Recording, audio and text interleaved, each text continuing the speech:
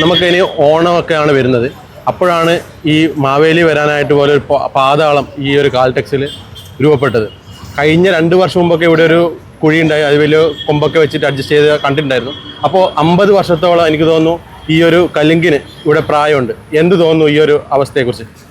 വാസ്തവത്തിൽ ഈ കഴിഞ്ഞ 2 ദിവസമായി കണ്ണൂർ നഗരത്തിൽ തന്നെ വലിയ ഒരു ഗതാഗത കുരുക്കിന് കാരണമായിട്ടുള്ളതാണ് ഈ കലുങ്ക് നിർമ്മാണവുമായി ബന്ധപ്പെട്ട വളരെ പഴക്കം ചെറുതാണ് കലുങ്ക്. പക്ഷേ ആ കലുങ്ക് നിർമ്മാണ സമയത്ത് നമുക്ക് ഇന്ന് രാവിലെ കാണാൻ കണ്ടിട്ടുള്ള ഒരു ദയനീയമായ സാഹചര്യം, കക്കൂസ് മാലിന്യങ്ങളടക്കം ഇതിലേക്ക് ഒഴുക്കി വരിക. ഇവിടെ കാണുന്ന 3 പൈപ്പ് അത് കണ്ണൂർ നഗരത്തിലെ വിവിധ പ്രദേശങ്ങളിൽ വീടുകളിലേക്ക്, ഹോട്ടലുകളിലേക്ക് ഒക്കെ എത്തിക്കുന്ന കുടിവെള്ളമാണ്. ആ 3 പൈപ്പ്, ആ 3 പൈപ്പിൻ്റെ ഇടയിൽ കൂടിയാണ് കക്കൂസ് മാലിന്യം, മറ്റ് ഓടയിൽ കൂടി ഒഴുകുന്ന മാലിന്യം, ഇതൊക്കെ ഒഴുകി വരുന്ന ഉണ്ടായത്. നമ്മൾ ഇതിൽ ഈ ശുദ്ധജലത്തിൻ്റെ പൈപ്പ് തന്നെ ചിലപ്പോൾ ലീക്കാവുന്നു. അപ്പോൾ സ്വാഭാവികമായും ഈ കക്കൂസ് മാലിന്യങ്ങളായാലും ഹോട്ടലിൽ നിന്ന് ഒഴുക്കിവിടുന്ന മാലിന്യങ്ങളായാലും ഇതൊക്കെ കുടിവെള്ളത്തോട് കുടിവെള്ളത്തിൽ കലരുകയാണ്. ഈ അശുദ്ധമായ വെള്ളമാണ് ജനങ്ങൾ വീടുകളിൽ ഉപയോഗിക്കുന്നത്, പാചകം ചെയ്യാനും കുടിക്കാനും മറ്റുള്ള കാര്യങ്ങളൊക്കെ ഉപയോഗിക്കുന്നത്. വാസ്തവത്തിൽ കോർപ്പറേഷൻ്റെ അനാസ്ഥ, നമ്മൾ BJP ആയാലും മറ്റുള്ള ആളുകളൊക്കെ പലതവണ കോർപ്പറേഷൻ കാണിക്കുന്ന ഈ നിരുത്തരവാദപരമായ പെരുമാറ്റം, അതിനെതിരായി പലപ്പോഴും പല ആളുകൾ ഇപ്പോഴും പ്രതിഷേധത്തിലാണ്. പ്രധാന തുളിച്ചേരി, പടന്നപ്പാലം, ഈ പ്രദേശത്തുള്ള ആളുകൾ, കക്ഷി രാഷ്ട്രീയ ഭേദമന്യേ എല്ലാ ആളുകളും സമരമാണ് മാസങ്ങളായിട്ട്. കാരണം അവരുടെ ഭാഗത്തേക്ക് ഈ കക്കൂസ് മാലിന്യം ഒഴുക്കിവിടുന്നു. ഈ അടുത്താണ് നമ്മുടെ ഇന്ത്യൻ കോഫി ഹൗസ് കുറച്ച് ദിവസം പൂട്ടാനിടയായ സാഹചര്യം. രാത്രി ആകുമ്പോഴേക്ക് അവർ കക്കൂസ് മാലിന്യം തുറന്നു വിടുകയാണ്. അപ്പോൾ ഇത് നമ്മുടെ BJPയുടെ കൗൺസിലർമാരാണ് ഇത് കണ്ടുപിടിച്ചത്. രാത്രി ഉറക്കമൊഴിച്ചിട്ടാണ് അവർ കണ്ടുപിടിച്ചത്. അപ്പോൾ ഇത് കണ്ടുപിടിച്ചു. ആ ആളുകൾക്ക് ലൈസൻസ് പോലും ഇല്ല എന്നാണ് നമ്മൾ കേട്ടത്. ആ ഹോട്ടലായി പ്രവർത്തിക്കാൻ ലൈസൻസ് പോലും ഇല്ലെന്ന് കേൾക്കുന്നു. കോർപ്പറേഷൻ പരാതിപ്പെട്ടു. പക്ഷേ കോർപ്പറേഷനും ഈ ആളുകളൊക്കെ ചേർന്ന് നിന്നിട്ട് വീണ്ടും 2 ദിവസം കഴിയുമ്പോഴേക്കും വീണ്ടും തുറന്ന് പ്രവർത്തിക്കുന്ന സാഹചര്യമുണ്ട്. എന്ന് പറഞ്ഞാൽ ഇത് കേവലം ഒറ്റപ്പെട്ട സംഭവമല്ല. കണ്ണൂർ നഗരത്തിലെ കൂടി ഒഴുകുന്ന കുടിവെള്ളം മലിനപ്പെടുന്നൊരു സാഹചര്യമുണ്ട്. അതിന് കാരണം ഈ അശാസ്ത്രീയമായ ഓവുചാൽ നിർമ്മാണം. അത് കോർപ്പറേഷനിലെ ഉത്തരവാദി, വേറെ ആരുമല്ലല്ലോ. അശാസ്ത്രീയമായ ഓവുചാൽ നിർമ്മാണം, മാലിന്യങ്ങൾ ഒഴുക്കിവിടാനുള്ള സൗകര്യങ്ങൾ, ശുദ്ധജലം ആളുകളുടെ വീടുകളിലും മറ്റു ഹോട്ടലുകളിലും എത്തിക്കാനുള്ള സൗകര്യങ്ങൾ, ഇതിൻ്റെ അശാസ്ത്രീയമായ നിർമ്മാണമാണ് വാസ്തവത്തിൽ ജനങ്ങൾ ഇന്ന് ദുരിതം അനുഭവിക്കുന്നത്. കാലത്ത് ഈ ആളുകൾക്ക് പണിയെടുക്കാൻ പോലും പറ്റുന്നില്ല. കൾവർട്ട് നിർമ്മാണത്തിന് വേണ്ടിയിട്ട് രാപ്പകലില്ലാതെ ഈ ആളുകൾ പണിയെടുക്കുകയാണ്. അവർ രാവിലെ 8 മണിക്ക് 7:30-8 മണിയാകുമ്പോൾ ജോലി ചെയ്യാൻ വന്നപ്പോൾ അവർ കാണുന്നത് ഈ പ്രദേശത്തുള്ള മുഴുവൻ കക്കൂസ് മാലിന്യങ്ങളും ഇവിടെ ഒഴുകിയെത്തിയിരിക്കും. എങ്ങനെ ആ പാവങ്ങൾ ജോലി ചെയ്യും? അവസാനം അത് എത്രയോ കഷ്ടപ്പെട്ട് കുറേയൊക്കെ അതിൻ്റെ ആ വേസ്റ്റും മറ്റുള്ളതൊക്കെ ഏതൊക്കെയോ മേഖലയിൽ ഒഴുക്കി വിട്ടതിന് ശേഷമാണ് അവർക്ക് പണി തുടങ്ങാൻ സാധിച്ചത്.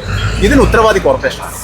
കണ്ണൂർ കോർപ്പറേഷൻ്റെ മേയർ കൂളിംഗ് ക്ലാസ് തൊട്ട് ഇങ്ങനെ നടന്നാൽ പോരാ, പല സ്ഥലത്തും പോയി ഫോട്ടോ എടുത്ത് നടന്നാൽ പോരാ, മാധ്യമങ്ങളിൽ ഒരു സ്ഥാനം പിടിക്കുന്ന വിധത്തിൽ പെരുമാറിയാൽ പോരാ.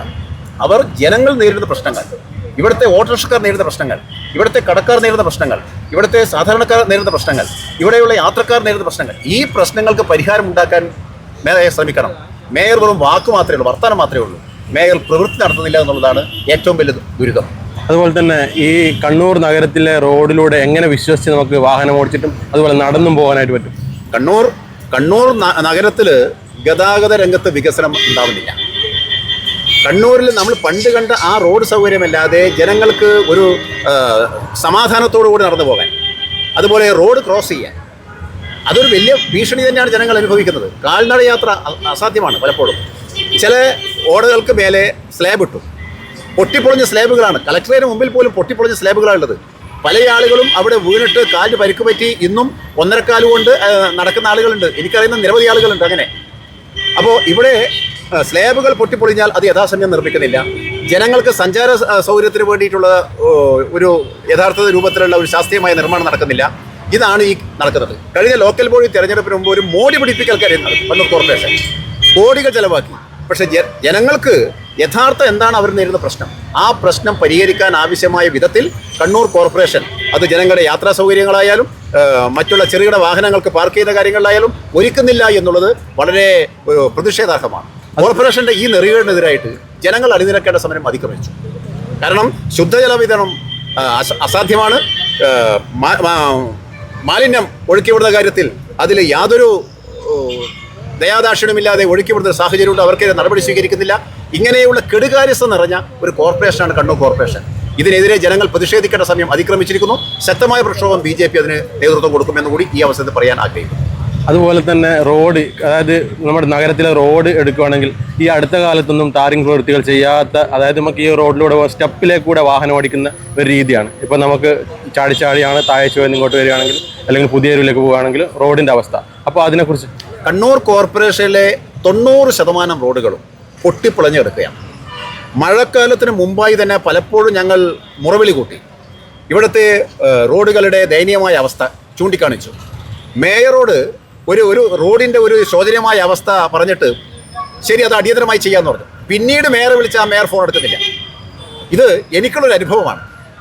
ഇത് കേവലം ഞാൻ മാത്രമല്ല, ഇങ്ങനെ പല ആളുകളും പരാതിപ്പെടുന്നു. പലപ്പോഴും ചില കൗൺസിലർമാർ പറയുന്നു മേയറുടെ സഹകരണം കിട്ടുന്നില്ല, കോർപ്പറേഷൻ്റെ സഹകരണം കിട്ടുന്നില്ല എന്ന് പ്രതിപക്ഷത്തെ ചില കൗൺസിലർമാരും പരാതിപ്പെടുന്ന സാഹചര്യമുണ്ട്. ഏതായാലും കണ്ണൂർ നഗരത്തിലെ പൊട്ടിപ്പൊളിഞ്ഞ റോഡുകൾ മഴക്കാലം രൂക്ഷമായതോടുകൂടി ഗതാഗതം സാധ്യമാകുന്നില്ല എന്ന് മാത്രമല്ല, കാൽനട പോലും അസാധ്യമാകുന്നു. ഇതാണ് കണ്ണൂർ നഗരത്തിലെ ഒരു ശോചനീയമായ അവസ്ഥ. ഇതിന് ശാശ്വതമായ പരിഹാരം ഉണ്ടാവണം. അതിന് നേരത്തെ പല പദ്ധതികളും തെരഞ്ഞെടുപ്പ് സമയത്ത് ഈ നാട്ടിലെ BJP ഉൾപ്പെടുന്ന പല രാഷ്ട്രീയ കക്ഷികളും ചില പദ്ധതികളൊക്കെ മുമ്പാകെ വെച്ചിരുന്നു. അതിന് മേൽപ്പാല നിർമ്മാണം തുടങ്ങിയ പരിപാടികളൊക്കെ വെച്ചിരുന്നു. അക്കാര്യത്തെക്കുറിച്ച് കോർപ്പറേഷൻ അടിയന്തരമായും സഗൗരവം അതിനെക്കുറിച്ച് ചിന്തിക്കണം, പരിഹാരം ഉണ്ടാക്കണം. ഏതായാലും കണ്ണൂരിലുള്ള 90% റോഡുകളും ഉൾഭാഗത്തുള്ള റോഡുകൾ പലതും യാത്ര അസാധ്യമാണ്, കാൽനട ദുരിതപൂർണ്ണമാണ്.